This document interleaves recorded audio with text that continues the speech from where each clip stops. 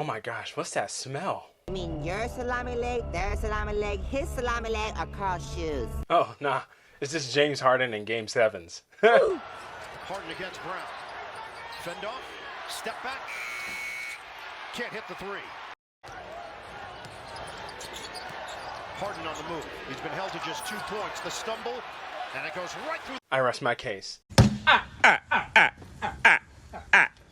Now, guys, look, man, I hate coming down on NBA players as much as the next guy, honestly, because the game's at its best when these star players are performing at their peak capacity, because then we're getting more competitive star-studded matchups and performances, which really spreads the popularity of the game, which obviously helps my content get proliferated easier because people are excited about the games they just watched, so they want to then consume NBA content. So the last thing I like to do is come on here and crap on a guy because he had a bad game, but you have to critique players when they play bad, especially when they show a consistent propensity for doing so in playoff pressure-packed situations when the chips are really on the line. And unfortunately for James Harden, that has been the story of his career. Regardless of the team that he goes to, James Harden finds ways to find himself in Game 7 situations or elimination game situations where he struggles to perform.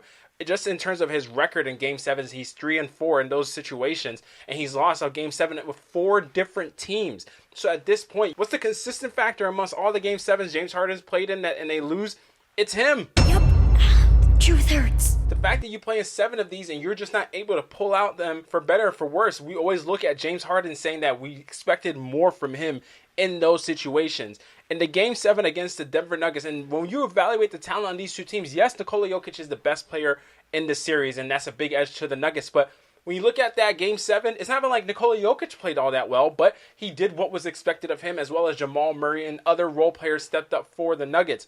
But when you're the Clippers and you don't have the overwhelming advantage of having the best player in the series on your team, you need your guys and your stars to show up in the way that James Harden and Kawhi needed to for that team, and they just didn't, in the sense that Kawhi had a solid game, but it wasn't to the spectacular performance that we saw from him earlier in the series, where he went on a shooting clinic and a scoring clinic. But even from James Harden's own standard, in Game 6, James Harden showed up. He balled out, right? Did his thing, 28 points, dishing out multiple assists, got multiple rebounds, shot well from the field.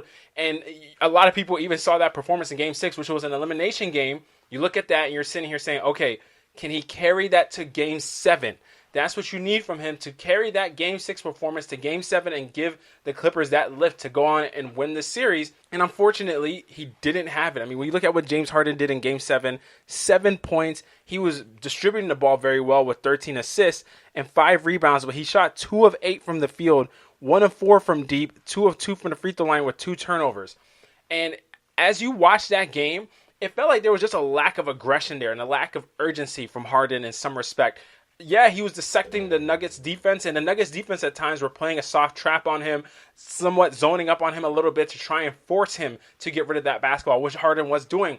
But at times it felt like when James Harden has single coverage and he had a chance to take a one-on-one defender or whatever the case might be, he just wasn't being aggressive and he wasn't getting his shot to fall. And so in those moments, you were really sitting there watching, and I'm like, man, he didn't even attempt a shot in the fourth quarter, and I think he attempted like 1 or 2 in the third quarter.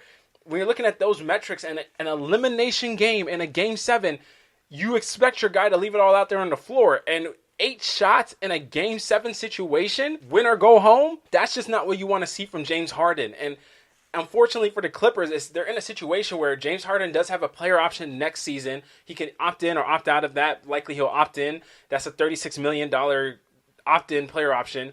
And then after that season, he would then be an unrestricted free agent. Now, you're in a situation where you are the Clippers, where you really want to wonder if you want to hitch your wagon to James Harden and a Kawhi-led team, because now you're at the point where you have Kawhi Leonard, I think, until 2027, 2028 NBA season, and any type of team you're going to try and field for him, you're going to have to really look at your assets, because the Clippers don't even own their own pick outright. Their picks are tied up in pick swaps, rights to other teams, and so on up until 2030. And so when you finally own your own pick in 2030, you're looking at that situation, and they don't have many ways to vastly improve this roster, which is what a roster that has been deemed to be a first-round exit team. Guys, if you're enjoying this video so far, go ahead and hit that subscribe button, and don't forget to hit the post notification bell so you don't miss any future videos just like this one. Now let's get back to the video. yeah, if you get a favorable matchup here or there, you might be able to get beyond the first round, right? But when you're looking at a Nuggets team that's already flawed in themselves, that ends up beating you in 7 games in the first round, you don't look at this team and say, hey, this is a title contending team and a team that you're going to want to be paying guys like James Harden is going to try and get a bigger contract, try and get an extension. You don't want to be having to pay guys in the 50 millions worth of dollars to guys that are a first round bound team, right? So they have a lot of questions to answer, but James Harden may not be the one. I mean, when you look at this Game 7 performances on a whole for James Harden in these scenarios, he's averaging 19.3 points, 7.9 assists, 5.7 rebounds. He's shooting 35.5% from the field, 22.4% from 3, and he's a plus minus of negative 4.4, and he averages 4 turnovers, and that's his performances in Game 7s. So that just goes to show you that James Harden in those moments, I don't know what it is, his play comes down multiple notches. It's not just even, it's multiple. And then when you look at his record in elimination games as a whole as well, he's 10-17 in those scenarios. So even in elimination games, when the pressure mounts up, Harden still comes down multiple notches. And you sit back and you look, and you really need to pair Kawhi with a player who can perform at an all-star, superstar level, even in the pressure-packed situations. And sadly enough, I don't think that guy is James Harden. But the Clippers are locked in with both players for at least one more season. If James Harden opts into his contract, they're locked in. But then even in that scenario, right, who then do you pair Kawhi? Because you have Kawhi for multiple seasons, but it feels as though you're just retreading this current season that just took place, where you have the youngest asset you have is Ivica Zubac, who's a young budding center with talent at that center position. I even saw that with him in the Lakers, who is a really good guy as an option to sometimes get the ball too down low and whatnot.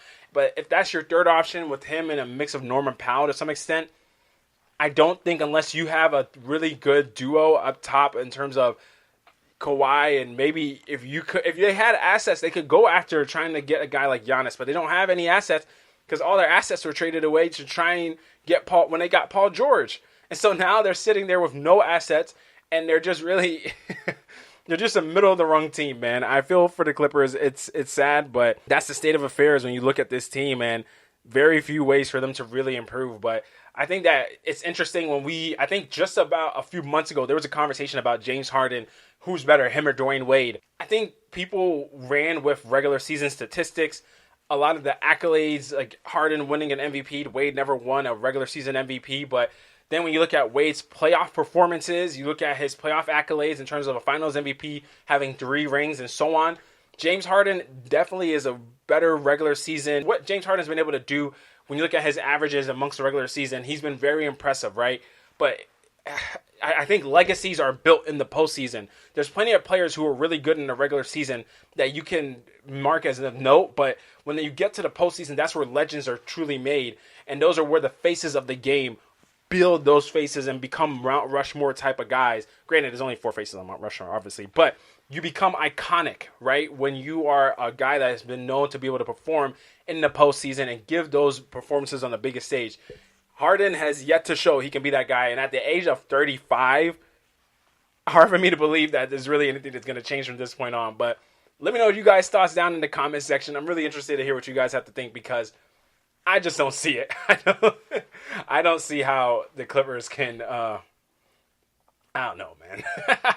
If you ask me, I think this team is cooked. I think they just don't have any assets. I think either you move to try and do a hard reset in some ways. You try and see what the trade value market has for your 2 stars, especially if but granted, they just moved to a new arena. So you want to be fielding a team out there that people are going to want to pay to go see, to help pay off some of that, what you just spent building the new arena, right? And so, yeah, it's actually crazy, man. The circumstance for the Clippers is very unique. But guys, of course, go ahead and like this video. Make sure you guys go ahead and hit the subscribe button.